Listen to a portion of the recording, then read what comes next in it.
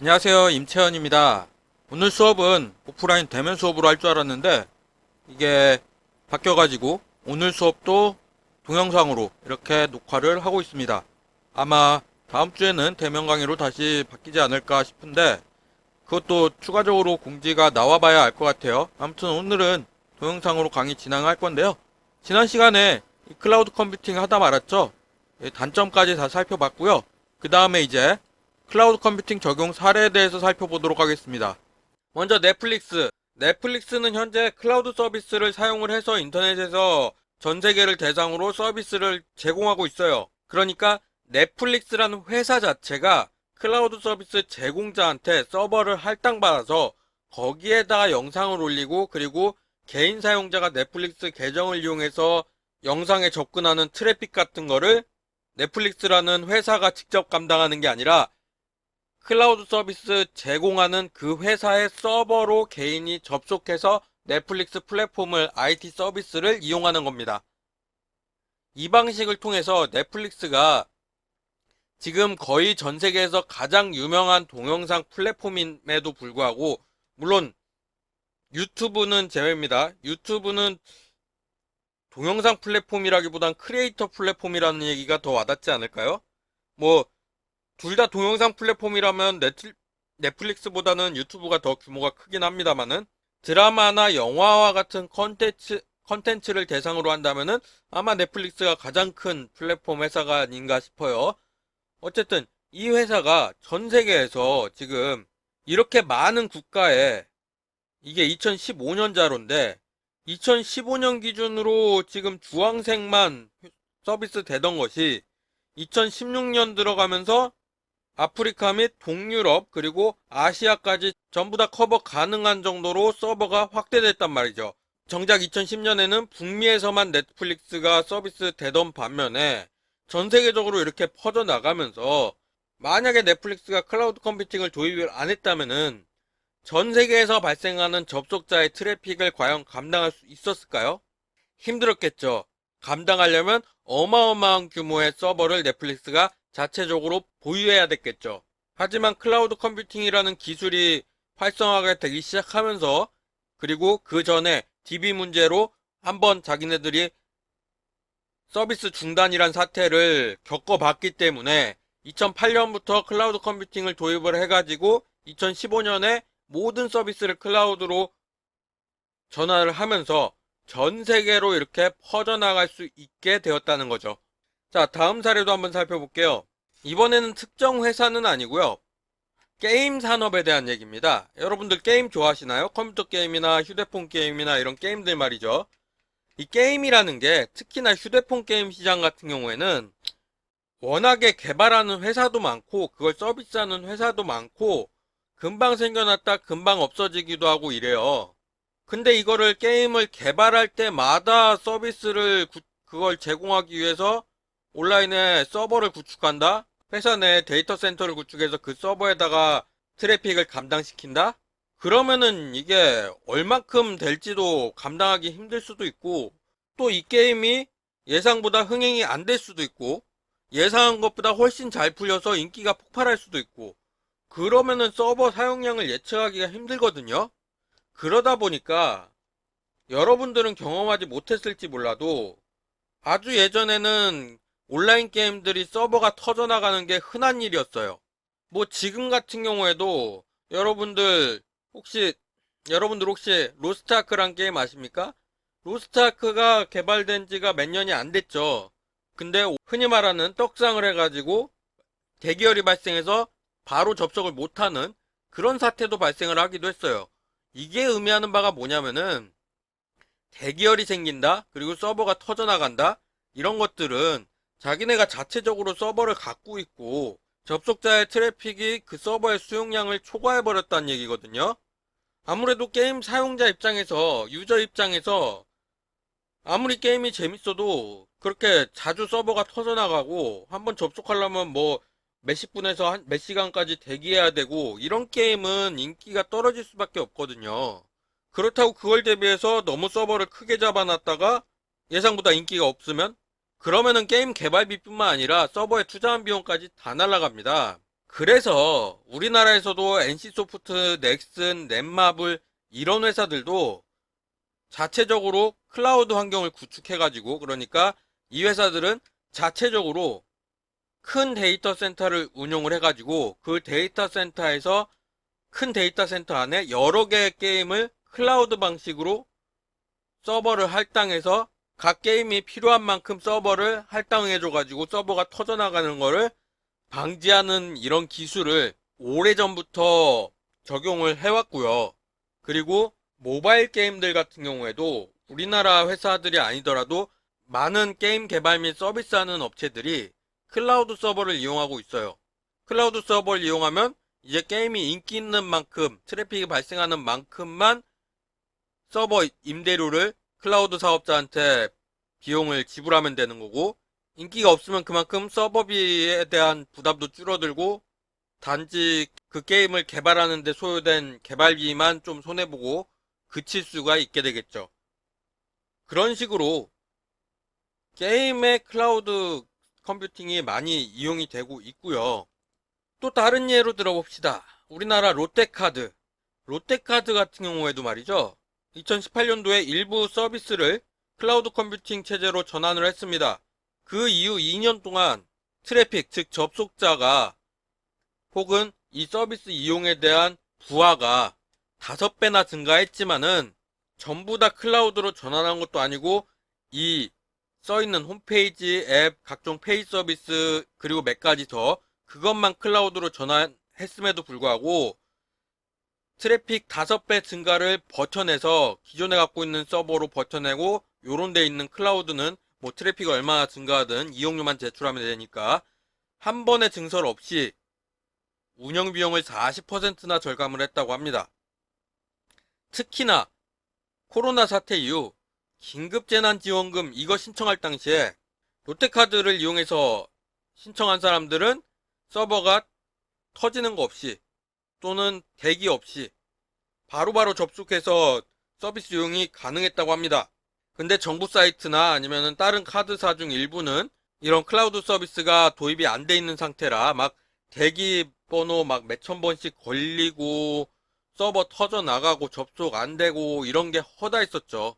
하지만 클라우드 서비스를 적용을 하게 되면은 접속자가 폭주할 때 그만큼 IT 리소스 즉 서버를 클라우드 사업자로부터 더 할당을 받아가지고 트래픽을 충분히 감당할 수 있게끔 그런 게 가능하다 이 얘기죠.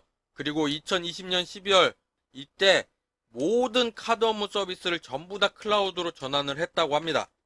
이를 통해서 안정적인 서비스를 제공을 하고 있는 거죠. 그리고 또 클라우드라고 하면은 여러분들한테 가장 먼저 생각나는 것 중에 하나가 네이버 클라우드나 삼성 클라우드, 아이클라우드 이런 거 생각하신 분들도 있을 거예요. 이것들도 이름만 클라우드가 아니라 클라우드 서비스 형태를 띠고 있습니다, 실제로.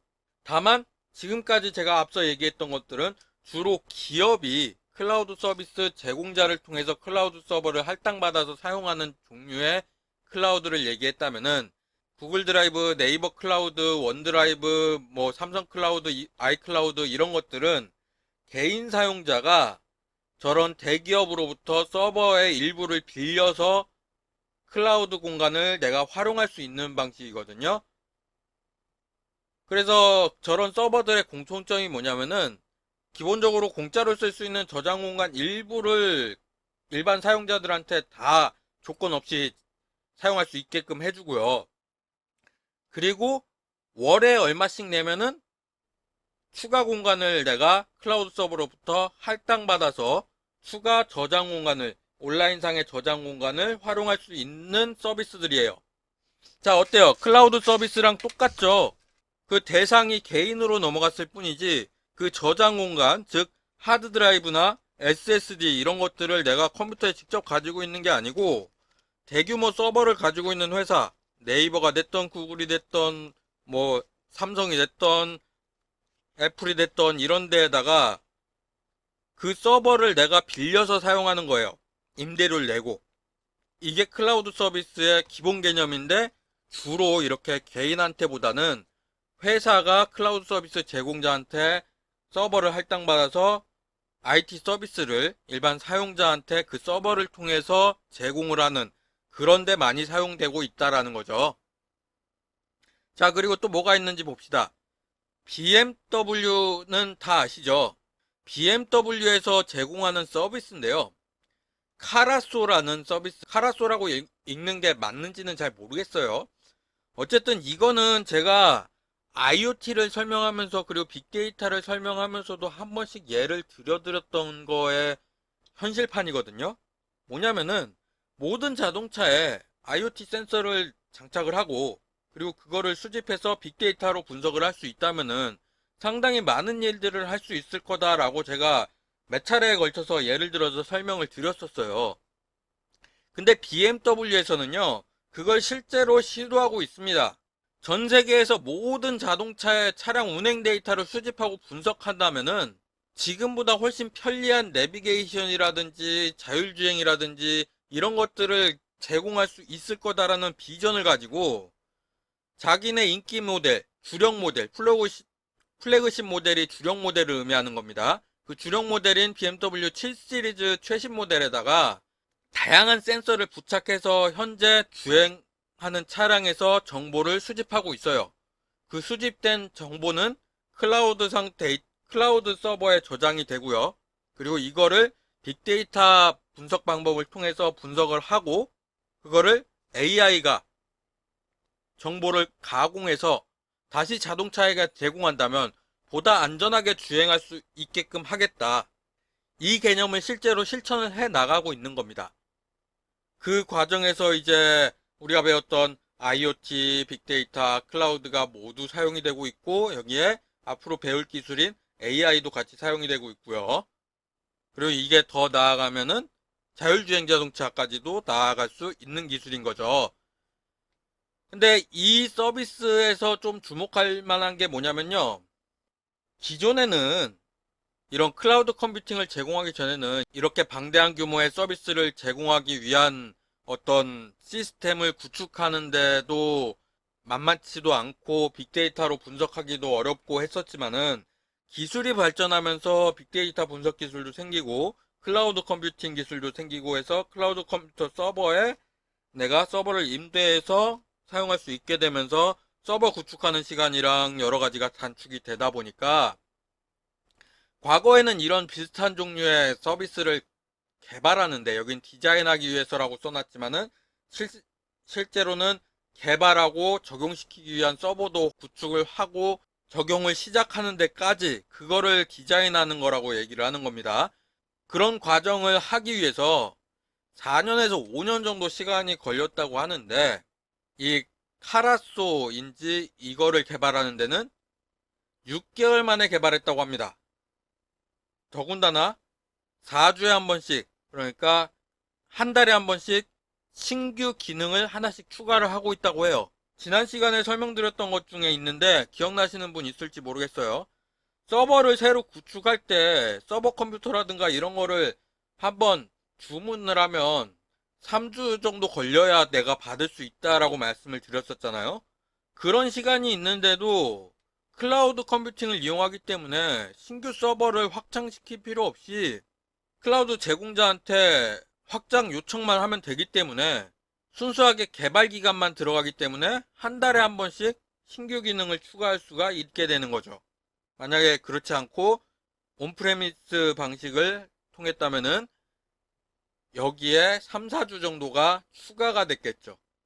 이 클라우드 서비스의 확실한 효과, 시간 단축의 효과를 여기서 엿볼 수가 있고요. 자, 그리고 LG전자의 사례를 한번 보도록 하겠습니다. LG전자 모르는 사람은 없잖아요. 우리나라 백색가전의 1위 기업이죠.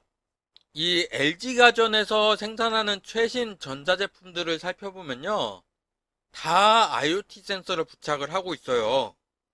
그리고 이 IoT 센서에서 부착된 데이터를 클라우드 서버를 통해서 수집하고 이 수많은 데이터를 빅데이터를 이용해서 분석하려고 계획 중에 있습니다.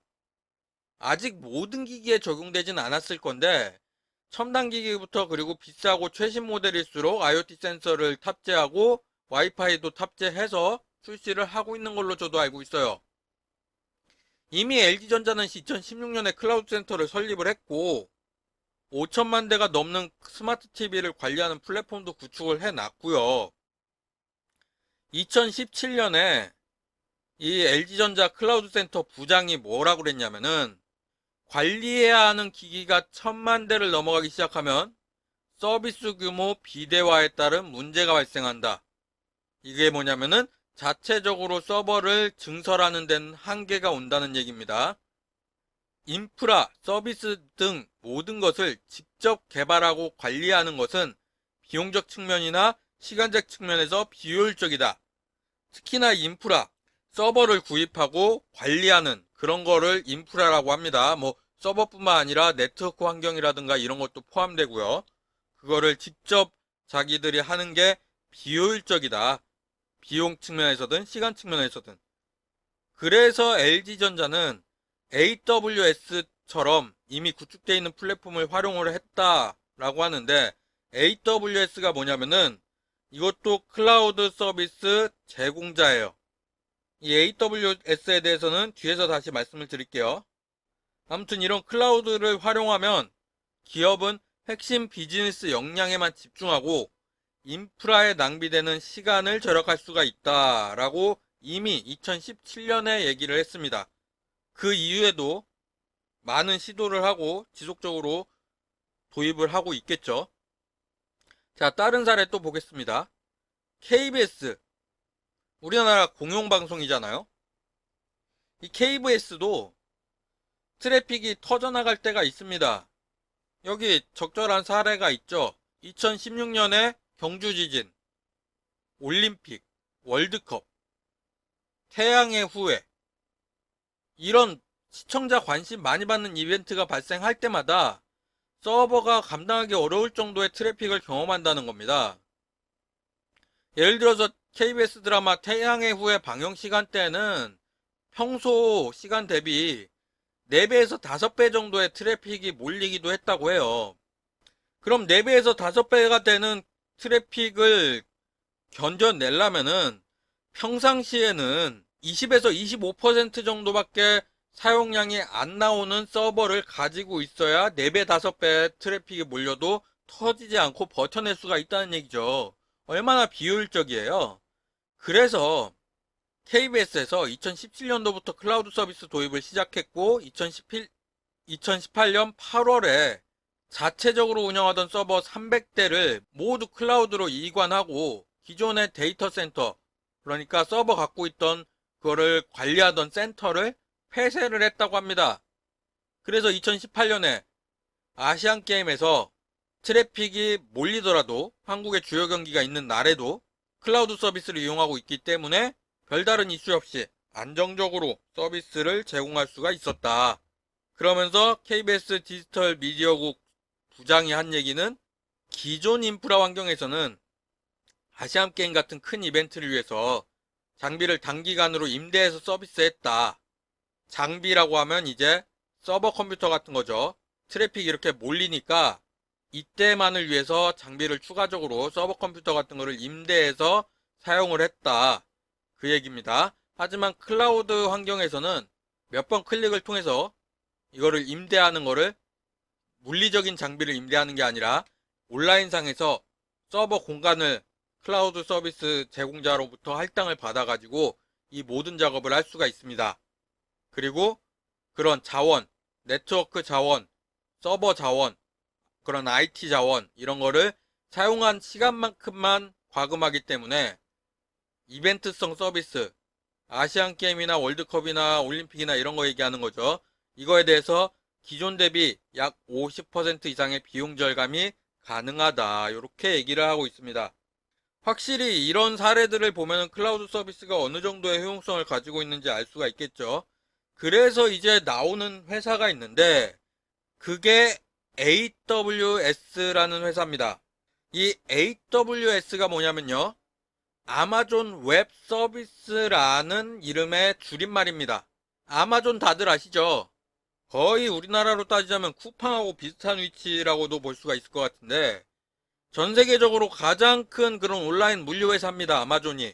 근데 아마존이 각종 IT 첨단 분야에 진출을 이미 해놨고, 그 중에서 가장 선두주자로 아마존이 투입된 데가 클라우드 컴퓨팅 분야예요. 그래서 아마존은 전 세계에 이렇게 여기 그림에 표시된 것처럼 수많은 도시에 엄청나게 큰 데이터 센터, 즉 서버 컴퓨터를 관리하는 공간을 만들어 놓고 이걸 통해서 클라우드 서비스 제공자로서의 사업을 시작한 지가 꽤 오래됐습니다. 그래서 AWS를 사용하는 대표 고객이 아까 나왔던 넷플릭스도 있고요. 그리고 나사에서 사용하는 클라우드도 AWS를 사용한다고 하고요. 다우존스, 어도비 시스템즈, 에어비앤비, 포스퀘어 뭐 이런 것들 있고, 한국에서는 삼성, 아모레퍼시픽, 요기요, 데브시스터즈, 프로그램즈, VCNC 이러한 다양한 기업들이 이미 AWS의 시스템을, 그러니까 클라우드 서비스를 사용을 하고 있어요. 그래서 이 사이트에 잠깐 들어가서 확인을 해보면요. 자, 사이트에 저 링크를 누르면 어떤 화면이 뜨냐면은 요런 화면이 뜨거든요. 한국어 사이트가 이렇게 있습니다. 여기서 아마존 웹 서비스 회사 사이트고요. 여기서 계정을 가입하고 서비스 비용만 제부를 하면 개인도 얼마든지 클라우드 컴퓨팅 서비스를 이용을 할 수가 있고요. 여기 요금에 대한 부분 이렇게 다 확인을 할 수가 있고, 여기서 이제 여러분들이 이 사이트를 접속해 본다면은 조금 관심 있게 볼 수 있을 만한 분야가 있는데, 여기 위에 있는 메뉴 중에 두 번째에 있는 솔루션에 들어가 보시면은 다양한 실제 사례들을 살펴볼 수가 있습니다. 이 AWS를 사용하고 있는 다양한 실제 사례를 여기서도 확인을 할 수가 있어요. 제가 여러분들한테 소개해드린 대표적인 사례들도 있지만은 여기서 여러 가지를 여러분들이 직접 확인해 볼 수가 있어요. 관심 있는 분야를 찾아볼 수가 있다는 거죠. 예를 들어서 사물 인터넷을 볼까요? 사물 인터넷을 딱 눌러보면은 여기에 AWS IoT 서비스라고 해가지고 사례들에 대해서 이렇게 설명을 하고 있습니다. 근데 뭐 이거 뭐 다 모르는 회사들이라서 잘 모르고, 여기 보시면은 LG 있어요. 아까 말했던 그 사례입니다. LG전자. 자, 그러면 IoT 말고 또 다른 것도 한번 살펴볼까요? 솔루션에서 이번에는 산업별로 살펴보겠습니다. 산업별에서 통신 쪽 한번 눌러볼게요. 통신 쪽에 이렇게 가보면은 이런 다양한 회사들이, 우리나라는 아니네요. 다양한 회사들이 AWS를 이용을 해서 클라우드 서비스를 사용을 하고 있다라는 것을 확인할 수가 있고요. 또 다른 거 한번 보겠습니다. 이번에는 공공부문, 조직 유형별에서 공공부문 한번 볼게요. 만큼 트래픽 쭉 찾아보면은 사례로 어디 보자. 뭐 대표적으로 나와 있는 것 중에 우리가 아는 건 없는데 자세히 알아보기 한번 들어가 볼까요?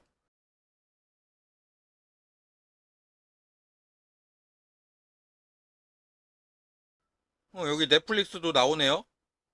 공공부문은 아니지만은 고객 성공 사례 해가지고 넷플릭스도 나오고요. 아무튼 이 사이트를 통해서 여러분들이 직접 다양한 적용 사례, 이 AWS라는 아마존 웹 서비스라는 이 회사에 얼마나 사용이 되고 있는지 확인을 해볼 수가 있습니다. 물론 전 세계에서 AWS가 가장 큰 클라우드 서비스 제공 회사긴 한데 이 회사만 있는 건 아니죠. 그러다 보니까 여기 있는 사례들이 전 세계의 모든 사례를 이야기하는 것은 아닙니다. 그거는 참고를 하셔야 돼요.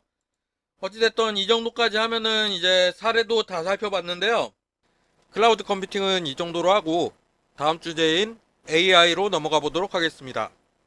자, 인공지능에 대해서 강의를 하는데 제가 목차로 잡은 거는 인공지능이 뭐냐, 정의, 그리고 인공지능이 역사가 어떻게 되냐, 그리고 인공지능의 종류가 뭐가 있냐, 그리고 여태 하던 것처럼 사례로 마무리 짓는 방식으로 하겠습니다.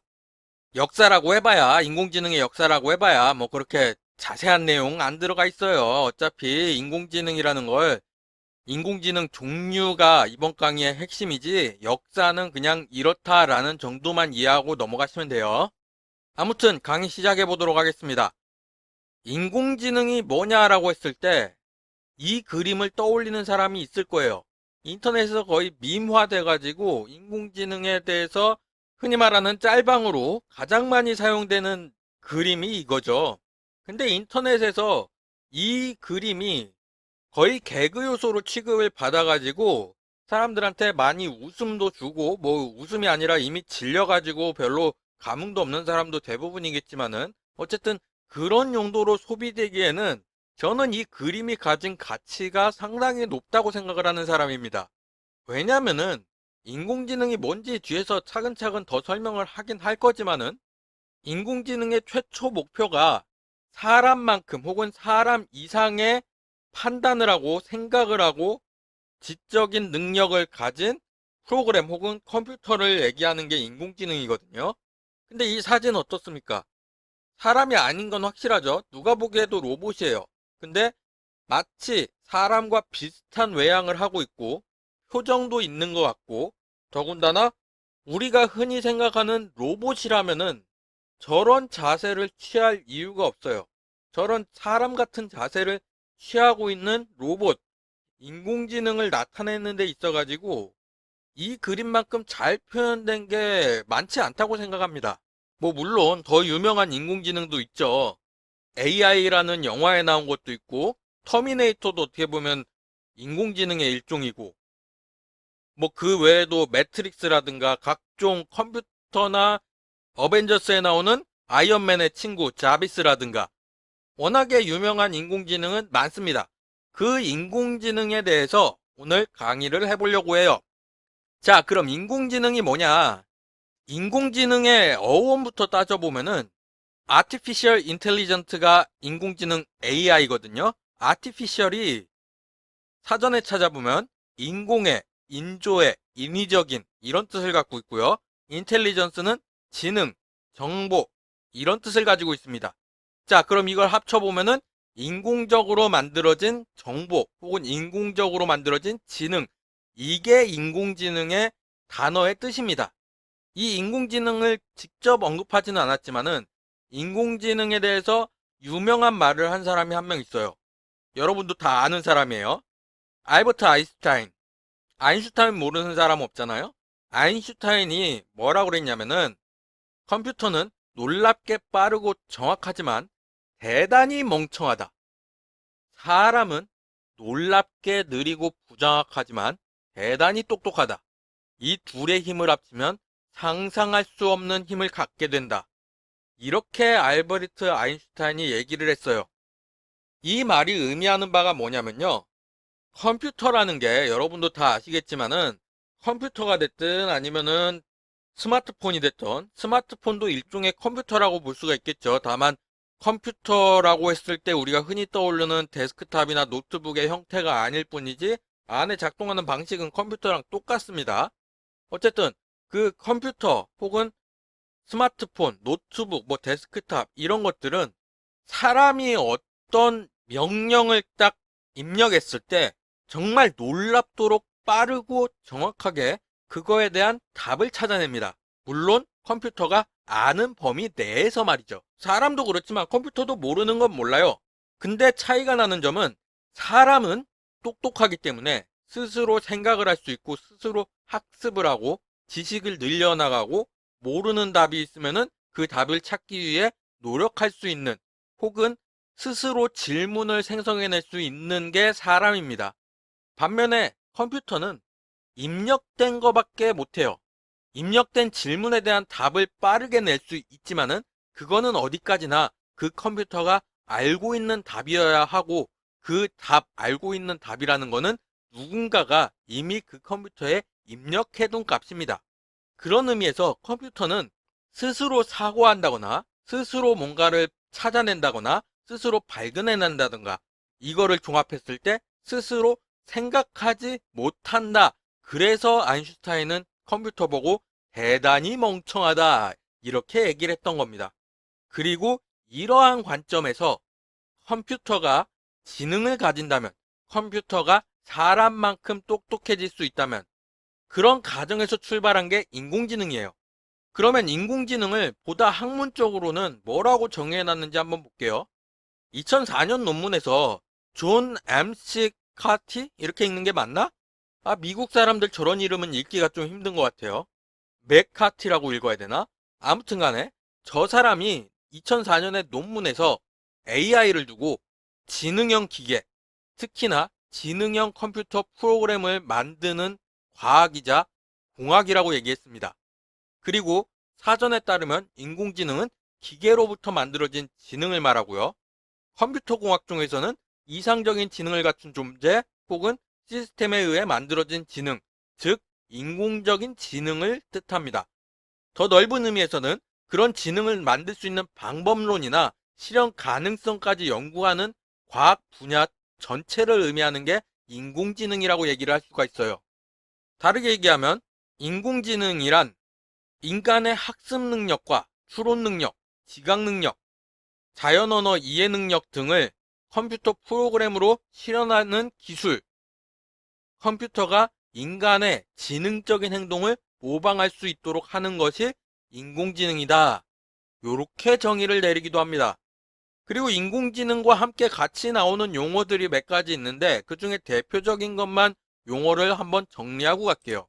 머신러닝이랑 딥러닝이란 용어를 참 많이 들어봤을 거예요. 막 뉴스 같은 데도 자주 나오고요. 유튜브 보다 보면은 거기서도 가끔씩 튀어나오는 단어입니다. 머신러닝하고 딥러닝. 그래서 이 단어에 대한 거를 좀 한번 풀이를 하고 넘어갈게요. 그렇다고 자세히는 안 들어갈 거예요, 당연히. 왜냐하면 자세히 들어가면 한도 끝도 없이 들어가기 때문에 개념적인 측면에서 간단하게만 풀고 넘어갈게요. 먼저 머신러닝이라는 거는 학습된 인공신경망, 뉴런 네트워크라고 얘기를 하기도 하거든요. 이걸 사용해서 새로운 정보나 시나리오에 대해서 어떤 것과 유사한지 비슷한지 그거를 예측해내는, 찾아내는 그거를 가지고 머신러닝이라고 합니다. 그러니까 어느 정도 기계가 많은 데이터를 바탕으로 학습을 해가지고 새로운 질문이 왔을 때 그게 지금까지 학습된 데이터를 바탕으로 그 데이터 중에 뭐랑 제일 비슷한지를 찾아내가지고 답을 내려주는, 그걸 위해서 컴퓨터나 프로그램이 학습을 하는, 그걸 머신러닝이라고 그래요. 근데 머신러닝이 만능은 아니에요, 당연히. 왜냐면은 사람도 마찬가지지만은 어떤 학습을 한다는 건 말이죠, 한계가 있기 마련입니다. 특히나 사람의 경우에는 시간적 한계도 있고요. 시간적 한계는 모든 것을 알기에는 시간이 부족하다는 거고, 그리고 자본적 한계라든가 뭐 공간적 한계, 여러 가지 사람한테는 학습에 대한 한계가 존재합니다. 저라고 모든 걸 알고 있지 않아요. 당연하게도 저뿐만 아니라 모든 과학자들이 자기 분야에서는 조금 남들보다 많이 할지 몰라도, 교수님들도 포함해서요, 자기 분야에서는 좀 많이 알고 있을지 몰라도 모든 거를 알고 있는 사람이란 건 없어요. 다 학습할 수가 없단 말이죠. 그런 한계를 지닌 사람이 만든 프로그램이 모든 것을 안다는 거는 사실상 불가능한 얘기입니다. 적어도 그 프로그래밍을 설계한 사람이 아는 범위 내에서 프로그래밍이 되었고 그 범위 내에서 학습을 하는 거예요. 그러다 보니까 아무리 뭐 인공신경망이니 뭐 첨단 기술이니 해봐야 실제 데이터의 일부분으로만 진행이 될 수밖에 없단 말이에요. 모든 데이터를 대상으로 학습을 할 수는 없어요. 그렇기 때문에 그 결과가 과연 정답이냐 이렇게 얘기했을 때 좀 갸우뚱할 수가 있습니다. 그게 머신러닝의 한계점이에요. 예를 한번 들어볼게요. 좀 극단적인 예인데 우리나라에서 가장 높은 산을 찾는 방법은 뭐가 있을까요?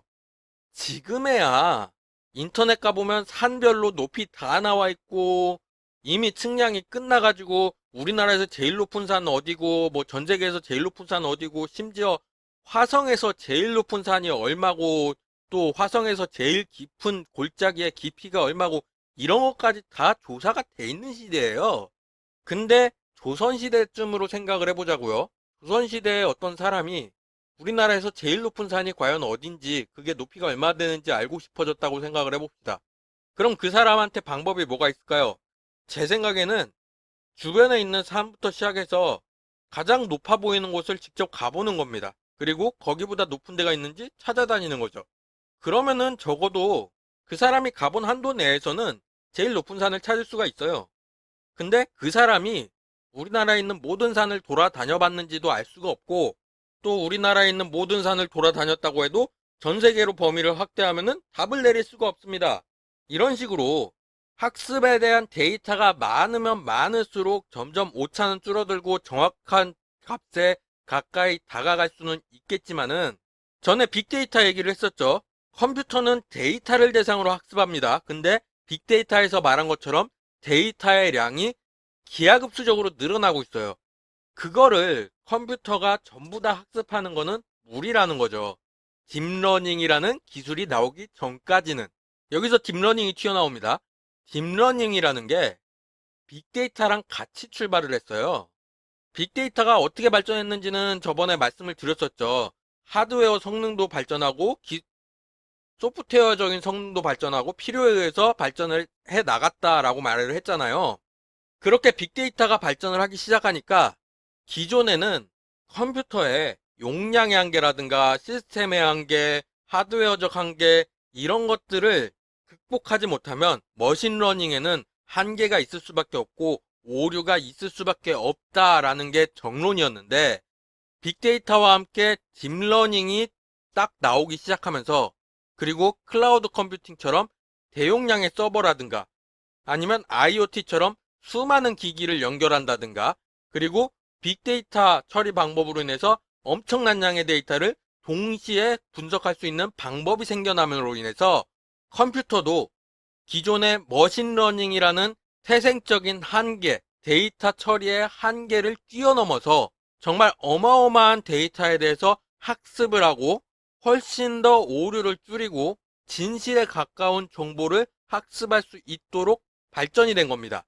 그래서 결국에 딥러닝이라는 거는 밑에 그림에 나온 것처럼 머신러닝이란 범주 안에서 새로운 기술이자 방법론으로서 빅데이터나 다른 소프트웨어, 하드웨어의 발전과 함께 같이 나온 기술이자 방법론으로서 머신러닝을 보조해 주는 겁니다. 그리고 그 머신러닝은 인공지능의 중추 역할을 해가지고 인공지능이 학습할 수 있게 해주는 기술이라고 생각을 하시면 되겠습니다.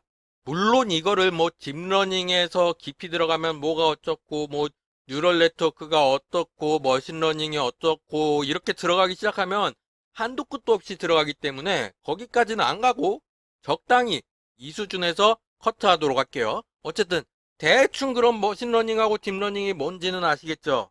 이러한 지식을 바탕으로 인공지능의 역사도 한번 살펴봅시다. 근데 인공지능이, 여러분들 아마 이거 모르셨을 거예요.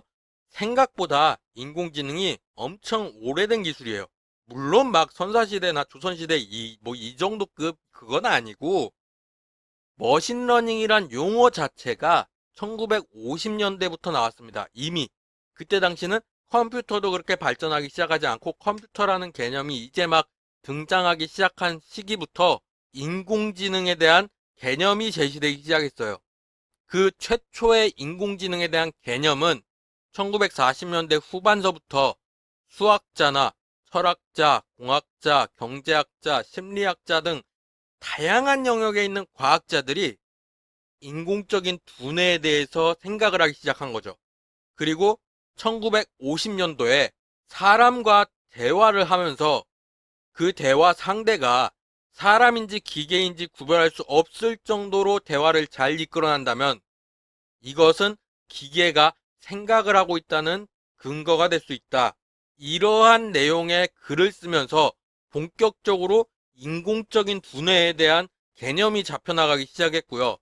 1956년도에 최초로 인공지능 AI에 대한 컨퍼런스가 열리게 됩니다. 그러면서 이때부터 새로운 학문 분야로서의 인공지능이 확립이 돼요.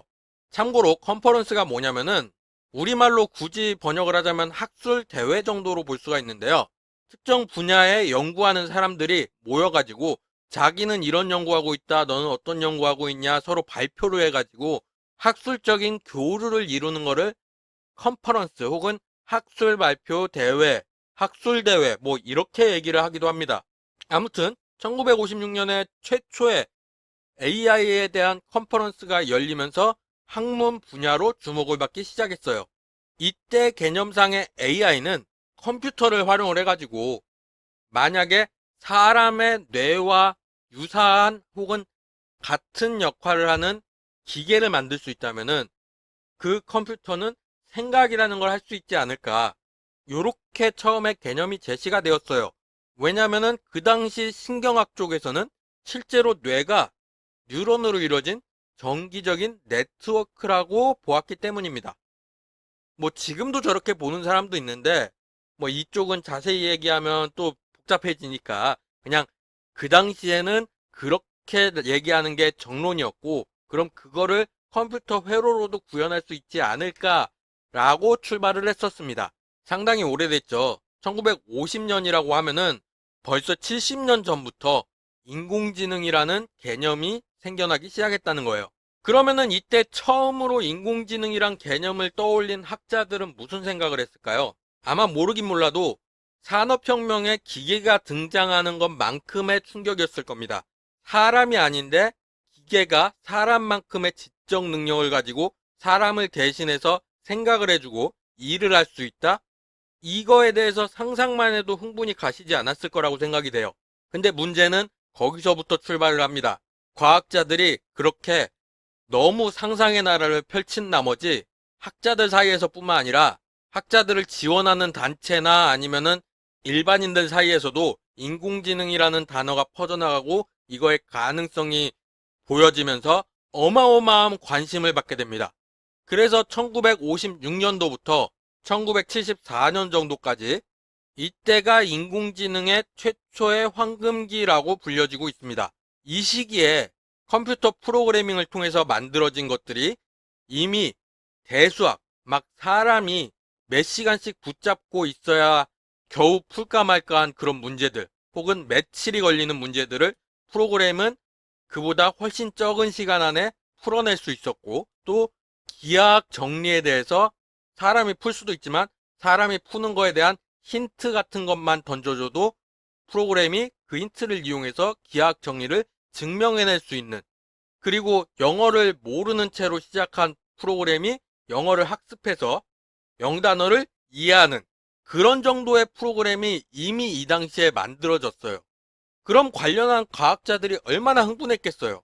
아직은 초기 단계지만 언젠가 이게 개발이 발전이 되면은 사람만큼의 사람 이상의 지능을 가진 기계를, 컴퓨터를 만들어낼 수 있을 것이다 라고 믿었던 거죠.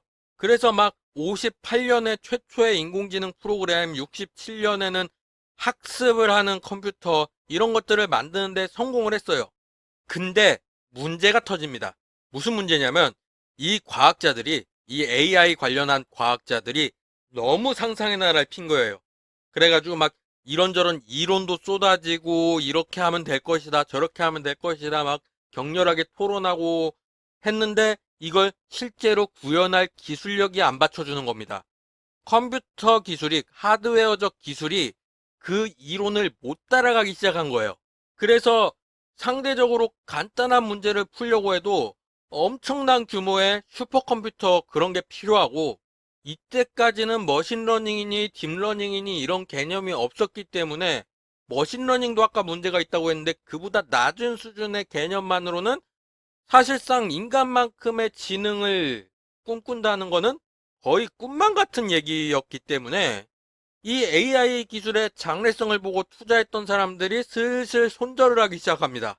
그게 암흑기예요. 1974년도 정도부터 앞서 말한 대로 컴퓨터 자원의 효율이 안 나오고, 그리고 하드웨어적 기술에 비해서 이론적으로만 너무 발전을 해가지고 이걸 실제로 구현할 수 없는 지경에 이르렀고, 이러다 보니까 성과도 안 나오고 당연히 비판에 대한 여론이 형성이 되고 여기에 투자했던 사람들은 손절하기 시작하는 거죠. 그게 1980년 정도까지 지속이 되다가 1980년에 드디어 존 호필드와 데이비드 루멜하트라는 사람이 뉴럴 네트워크 이론을 발표합니다. 인공신경망을 어떻게 구성할 수 있는지 이때 최초로 이론이 발표가 됐어요. 그러면서 기존에는 하드웨어적 한계도 있었지만 소프트웨어적 한계도 있어가지고 상상만으로 끝났던 AI 기술들이 저 이론을 통해 가지고 슬금슬금 실제로 구현되기 시작하는 거예요. 이게 이론만 있고 안 될 줄 알았는데 다시 뭔가 될 것 같은 게 막 조금씩 나오기 시작하는 거죠. 그래가지고 1980년대에는 AI 기술이 다시 각광받기 시작했어요. 근데 1980년대 말쯤에 전 세계적인 경제 거품으로 인해서 경제가 다운되고 또 1980년대 초반에 폭발적인 AI 기술의 성장이 있었던 거에 반해서 지지부진한 기술적 성장이 있다 보니까 다시금 투자자들이 손절을 치기 시작한 거죠. 그래서 이 시기에 AI 관련 연구원들이 살아남기가 되게 힘들었다고, 재정적으로 힘들었다고 하면서 이때 AI 윈터라는 단어를 처음으로 사용했다고 합니다. 아무튼 그게 1993년 정도까지 지속이 되다가 그 이후에 또다시 신경망, 뉴럴 네트워크와 머신러닝이라는 과학적 접근법이 보다 적극적으로 그리고 확실하게 사용이 되기 시작하면서 다시 연구가 가속되기 시작합니다. 그 결과 1997년에는 딥블루라는 AI, 이거는 IBM에서 만든 거예요. 이 AI가 세계 체스 챔피언을 이겨버립니다. 그 전까지는 이런 테이블 게임, 체스, 바둑, 장기 이런 것들이 컴퓨터가 감히 인간을 따라잡을 수 없다라고 생각했던 분야인데 1997년에 IBM이 개발한 딥블루라는 AI가 체스 세계 챔피언을 이겨버려요. 그리고 지속적으로 발전을 해가지고 2011년에는 왓슨이라는 AI가 인간들 퀴즈쇼 챔피언들을 여유롭게 이겨버렸고요. 애플의 AI인 시리도 등장을 하고요. 2015년에는 슈퍼컴퓨터가 특별한 종류의 뉴럴 네트워크를 사용해서 인간이 판단하는 것보다 훨씬 더 빠르게 이 이미지 안에 사람이 있는지 없는지, 사람이 몇 명이나 있는지, 사람이 아니면 동물이 있는지, 동물은 무슨 동물이 몇 마리나 있는지 이런 것들을 식별하고 분류하는 작업을 수행할 수 있게 됩니다. 사람보다 훨씬 더 빠르고 정확하게. 그리고 우리나라에도 AI 붐이 터진 거는 2016년에 알파고가 한국의 바둑 챔피언 이세돌을 이겨버립니다. 그리고 그 다음 연도인 2017년도에는 알파고가 다시 한번 중국의 바둑 챔피언인 허제를 이겨버립니다. 이로써 알파고는 사실상 전 세계 바둑에서 탑을 찍어버립니다. 사람이 더 이상 따라갈 수가 없게 돼버려요. 이러한 역사적 흐름이 이 AI라는 기술 자체가 1950년대쯤부터 개념이 등장했다고 그랬잖아요. 이런 산업혁명 발전 시기 그리고 이런 주요 기술들의 발전 시기랑 같이 맞물려서 생각을 해보면은 이미 퍼스널 컴퓨터 즉 PC가 나오기 전부터 AI라는 개념이 등장했고 PC의 발전과 함께 정보화 사회 그리고 지능 정보화 사회라고 얘기하는 4차 산업혁명의 발전과 함께 꾸준하게 같이 발전해 왔다는 겁니다. 이 AI라는 개념 자체가. 물론 그 전부터 애초에 1차 산업혁명 시기부터 발전을 시작한 기계라는 분야, 로봇이라는 분야도 있긴 하지만은 나머지 4차 산업혁명 첨단 기술이라고 얘기하는 것 중에는 꽤나 빠른 시기부터 개념이 제시되고 발전이 시작되어 왔었다는 거예요. 좀 의외죠? 어찌됐든 인공지능의 역사는 이 정도 알려드리면 충분할 것 같습니다. 원래는 이 뒤에 인공지능 종류부터 시작을 해가지고 그 다음에 뭐 사례 그렇게 해서 인공지능을 전부 다 저희 설명하는 데가 남았는데 오늘 다 설명하기에는 이미 강의 시간이 충분히 채워졌기 때문에 녹화한 시간이 충분히 채워졌기 때문에 다음 시간에는 인공지능 나머지 부분이랑 그리고 또 다음 주제 그 다음 주제 인공지능 다음 주제로 지금 생각하고 있는 거는 로봇에 대해서 다루려고 하거든요. 그래서 다음 시간에는 인공지능 나머지 부분이랑 로봇 초반부에 대해서 강의를 진행하도록 하겠습니다. 오늘 강의 듣느라 수고 많으셨고요. 다음 주에 대면 강의가 될지 안 될지는 잘 모르겠지만 아무튼 다음 주 수업 시간에 뵙도록 하겠습니다. 감사합니다.